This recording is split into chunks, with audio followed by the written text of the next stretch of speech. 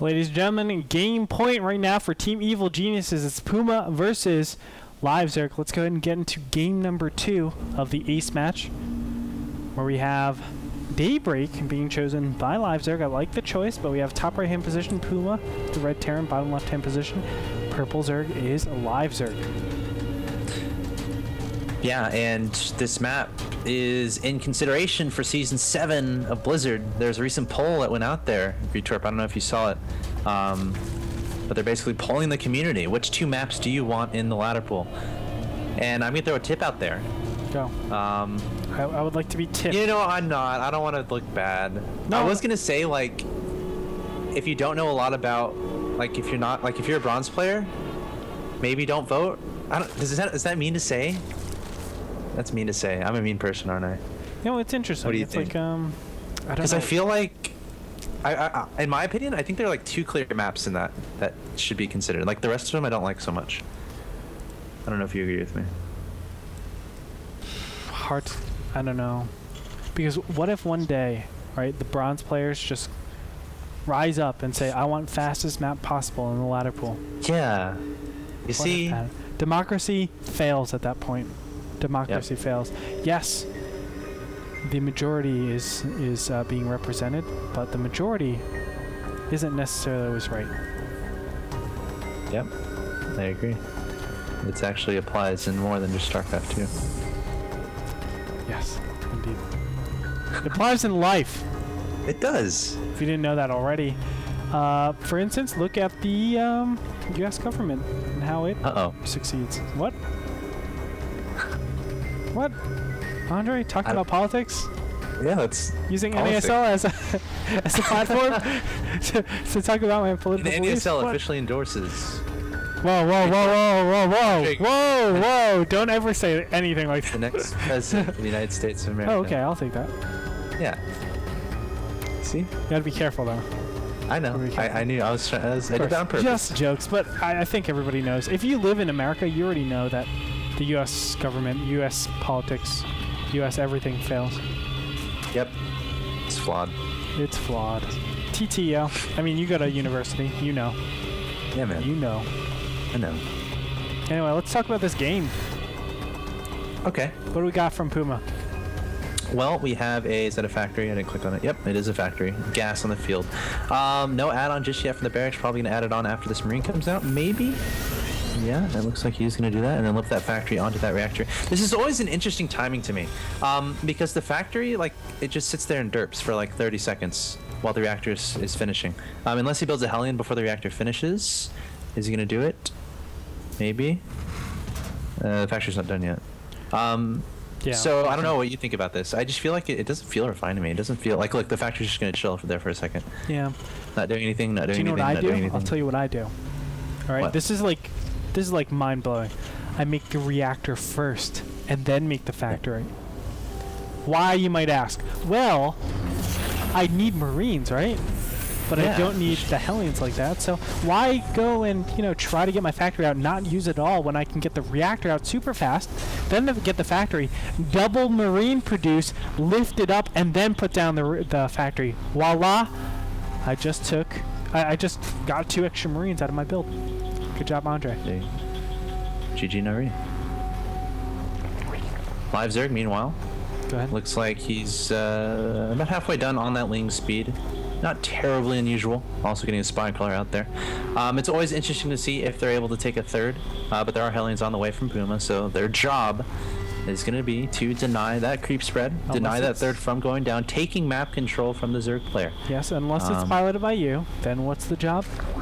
Well, the job is to go and get sent into the heart of the Zerg defenses, and just try desperately hard to destroy the economy of the Zerg opponent and be somewhat successful, and then finally very low on gas, very low on fuel, struggling back out, dodging spine crawlers and lings everywhere, making my way through the Zerg army and finally getting back into the open, only to be told to return back into the Zerg base. There you go, Axel.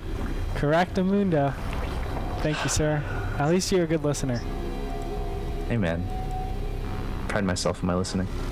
listening skills are over 9,000. You need to reevaluate how you control your Hellions, Greetorb. You can't just if they do well for you, Dude, mind games. you don't okay? send them back in. Mind games. That's what it is. It's just mind games. You should reward them. You should give me a mule that services to me for the entire game. Is that okay rather than just sending me in there? I would send you in 100% of the time. Anyway, Puma is doing the exact same thing that we saw last game. A little bit of deviation, of course. He went the Hellions first rather than getting the Reaper first and then expand. Then, oh, I shouldn't say that. He didn't get the third Orbital Command Center. But in terms of his production, he's doing the same thing with going Mass Marines in this early game stage and going double Starport, Reactor Starport. That's the better word for it. Reactor Starport into Mass Medevacs. Yeah, and it worked effectively for him last game. Able to do drops every which way, and still only one gas on the field. Not too surprising. He is a Terran player, and Marines and Hellions don't require gas. I hear they're patching that though. They're gonna make Hellions cost 100 gas and Marines cost 50 gas. Yes, I heard about that too. Yeah, but the SCVs actually mine out 50 gas per every single trip, and what? Yeah, something like that. Whatever. 50. It's ridiculous. It's not ridiculous. Actually, you're right. That would make sense. It's actually probably a it would suck. I'm trying to think, because then you'd run out of gas really fast. Yeah, you run out of gas, and it's like, oh, well, I can get siege tanks really fast, but don't really have that many Marines and Hellions to supplement my army. TT. Yeah. That's what it comes down to. Anyway. Enough about the patch 1.4.4. That is 1.4.457. No, it's 1.4.4.4. Oh, okay. I thought so. They're testing it on the PTR right now. You guys can go check that out on the PTR, definitely. Anyway, let's go ahead and go more into this game. We have obviously this Hellion or Marine squad moving on over. Scary. But Zerglings or Banelings are right around the corner, so he should be able to clean this up. LiveZerg is in a good position. He's going to try to cup all these units. Oh my god, he actually sniped all the Banelings from actually doing any damage. Great job by Puma. All of a sudden, that whole... Wow. Great job by Puma. He's going to pick up with none of those Marines. He tried to pick up those 2 Marines, but was unable to. But he tried. Great engagement, man. That was so sick. I thought he had to pick up from there and just hightail and run, but sniping down the Banelings, target firing them all, that was so sick. It looks like LiveZerg though, he's okay from that whole battle. Let's go ahead and look at the income tab. 66 to 52 harvesters, so definitely ahead. Looks like Puma's going to try to aggress up yet again. Now he doesn't have enough Zerglings combat shield to finish this time. Actually, he might run into a little bit of problems here, especially with these drones. Now he goes into a great position where he's actually bottling off a lot of these Zerglings from doing a lot of damage. Loses a medevac over there. Nice job by LiveZerg, but overall, good job by Puma as well. Both of them pretty similar right now. Orbital Command Center is finished, where you have a fast third coming out from Puma. He's going to lift it off and put it over here in the middle position. I like this. This is more of a positional. Sorry. Oh, no, that's great. Yeah. One in the main base, one in the natural third, and taking down an Overlord, and sees that a Hive is on the way. That's actually pretty big news for Puma. These drones are going to be running for their lives, and again, a drop going into the third base of LiveZerg. And, Puma doing a lot of damage here.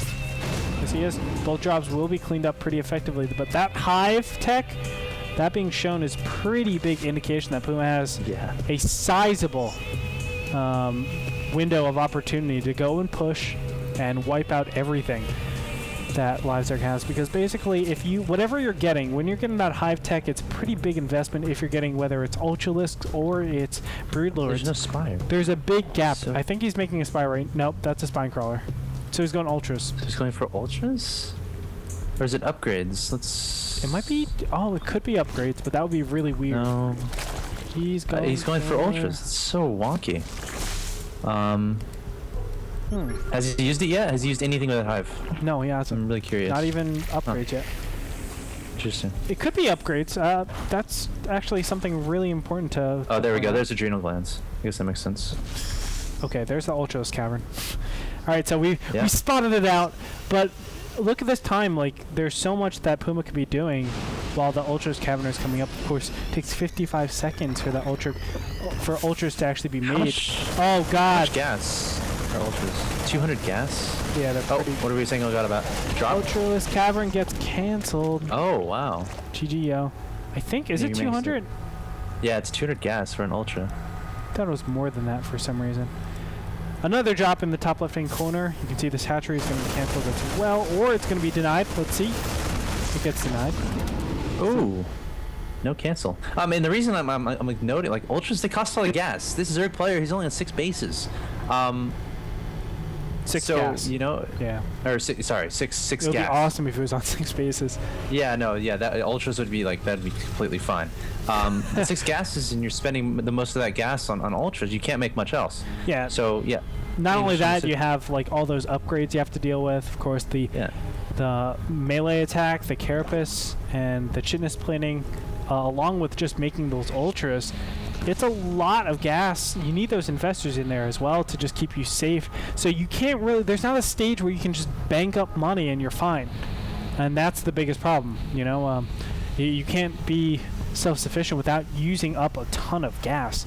So going to Ultras off of such a low number of gas can be tough. I mean, even when he gets these Ultras out, will they be able to do the amount of damage that he needs them to do? I'm not sure he can do that, honestly, Mr. Axel. Yeah, I agree. It's definitely gonna be tricky. And meanwhile, Puma, like, he has his third base. It's well far forward. He's honestly, like, doing a decent job saturating that. Also getting his third base over here in the bottom right. There was a drop or a few Marines that were cleaned up in between Live Zerg's natural and this. I don't even know how to describe that location, near the watchtower. I will say that. But Puma forcing the cancellation of yet another hatchery. So important to deny your opponent's hatcheries in this matchup, in any matchup pretty much. But yeah, Puma adding on additional command centers. Those are undoubtedly going to become planetary fortresses. And this is turning into a pretty long macro game. But again, like, Puma, he's going to be on 4 bases. His opponent's going to be on 4 bases. And as a Zerg player, you need more bases than that. Yeah, IMO. Oh, you are right. In your honest opinion, I think you are right. IYO? IYO? Yes. Yes, okay. Yes. Alright, so a little bit weird. I was expecting a planetary fortress to come over here and Orbital Command Center to go back at that 4th base, or the 3rd base, or whatever you want to call it. Multi-drops going around. Top left-hand corner is being harassed quite a bit. Over and over and over again with these drops. Puma is killing the Queen, and it looks like a bunch of Zergans are going to come up here and just defend against that very easily. No problemo. In the meantime, Marines and Marauders are just going to poke at the Baneling Ultralisk Infestor army in this bottom middle position. He's just trying his hardest to push up ever so nicely. More over command centers going down though. Puma, I love how he's using it. He's using it as his Sim City, making it very efficient for him, so that if Ultralisks ever come, they have to go through these like narrow little chokes. And of course, Take him into orbitals. It's so weird. Yeah, orbitals, so that he can trade them out. Obviously, trade out SCVs for mules. Always. The 4th get taken down. The top left. Another So drop, Puma, of course. he's absolutely everywhere with these drops, man. And Live Zerg, like, he's getting torn apart a little bit. Like, he keeps setting up to do a drop or something. Oh, look at that scan. I think that scan got a lot of these overlords from Live Zerg. So this is interesting. And look at this speed is not even researched for Live Zerg just yet, making 2 spires. So he's going for a pretty big transition. But again, he's only on 3 bases. Drops continuing to happen from Puma. And Puma just... I think Puma might be messing around at this point. I don't know. No, Puma's relentless. Look at all these command This is how you want to play, though. This is exactly how you want to play, because against Ultralist type of composition, you don't want to be, matching up tick for tack. That's not a good position. Now this Marine Marauder drop is going to go into the main. What does it actually snipe off? Nothing right now. It's just forcing his opponent back. And it actually allowed Puma to catch up in upgrades. He was actually behind in those... Nope. I'm sorry.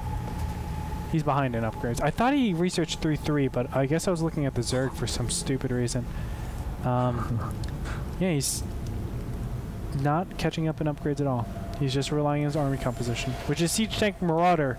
That's not a bad army composition to be going against something like Baneling Ultra. Yep.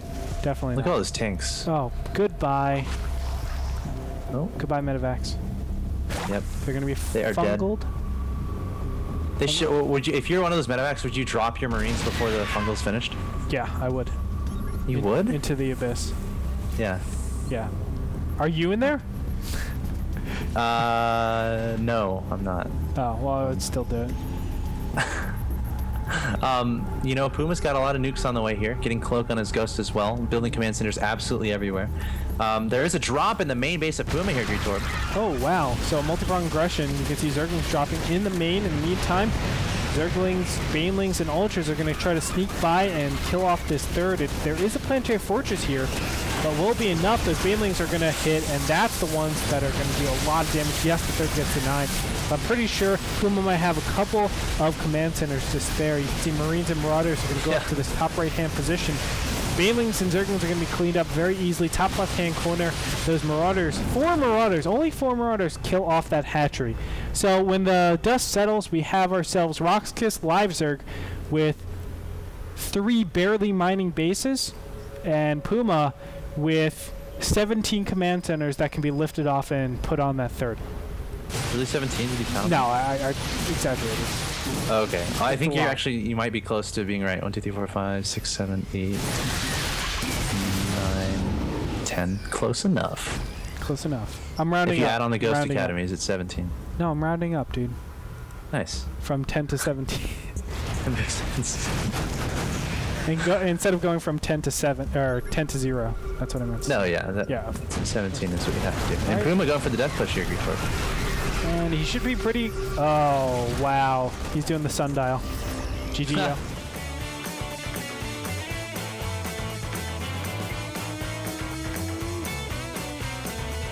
There it is, ladies and gentlemen. Evil Geniuses will take it, giving them the win in today's Clan War. So congratulations to them. Puma playing it great with the masked orbital command centers in the middle of the map. That's how you want to play against Ultralisk.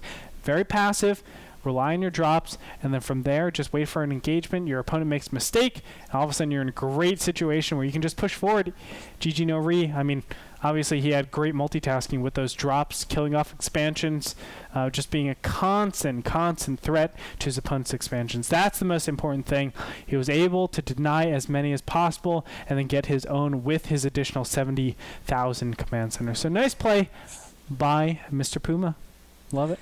Yeah, I mean, it was really weird play, honestly, from LiveZerg. You know, he was on 3 bases, 6 gases, decided to go for Hive and Ultra's Cavern really early.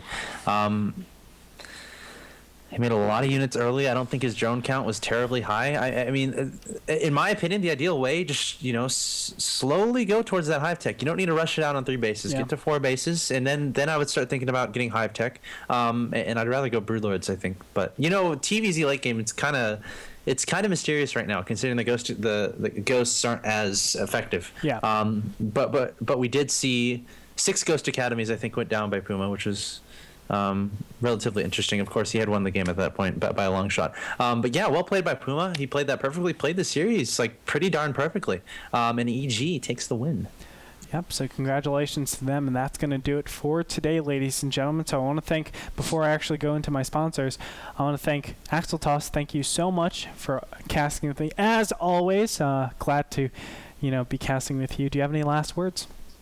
Yeah, just thank you for having me on here, man. I really appreciate it. Always a lot of fun casting with you for the NASL. I hope to do it in the future as well. We'll see. Also, I want to give my a shameless self-plug. I have a Twitter at AxelToss, and also I've been starting to do something a little different with my YouTube channel. I've been putting up, I've been commentating my own ladder game replays, and then explaining my mindset as I'm playing. So as a Protoss player, so if you're a Protoss player and you're having a little bit of trouble, go to my YouTube channel, check it out if you like it. I mean, that's cool. I feel like it's relatively beneficial. YouTube.com/AxelTossSC if you want to check that out. But that being said, thanks a lot for having me, Gretorb. It was a lot of fun. Of course, man. Love having you, and I'm sure I'll see you in the future. But ladies and gentlemen, that's going to do it for today. Be sure to check us tomorrow, and we're going to have, of course, continued NASTL action. It is week number 7, so it's the last and final week. Do you remember that, we have a lot of giveaways and sponsors that are doing some great stuff. One thing is going to be the Azo monitor giveaway. You can go over to facebook.com/AzoUSA. Also, head over to twitter.com/AzoUSA. Like them, follow them, and you're going to be in the running to win that beautiful monitor. Also, get the autograph monitors on sale at a discount. And to do that, you can go ahead and call the Azo order department at 800-800-5202, extension 200. And obviously, it's a limited time that you can get these discounted beautiful monitors on sale. Also, check out Beyond Gaming's new BG link. You can go over there, beyondgaming.com/BG page/BG link, excuse me. And it's basically a desktop app that allows you to connect to your friends and also helps out a lot of tournament organizers. So definitely if you're a tournament organizer out there, it integrates with the Battle.net 2.0. It makes it really efficient. So definitely check it out. Again, beyondgaming.com/page/PG link. I do want to thank our sponsors, of course, Azo Monitors. I've talked about them before. Time and time again, they are awesome. Also, iBuyPower Computers. You can see those computers on the side that are powering the NASL studio. I want to thank Kingston HyperX, Beyond Gaming, and last but not least, Cooler Master. So, ladies and gentlemen, that's going to do it for today. Catch us Thursday, Friday, Saturday, and Sunday for your favorite NASTL action, 6 p.m. PST, and of course the European rebroadcast that goes down in the mornings for us. But also check that out. Ladies and gentlemen, thank you for tuning in. We'll catch you next time. I'm Andre Greater-Pengstra, signing out.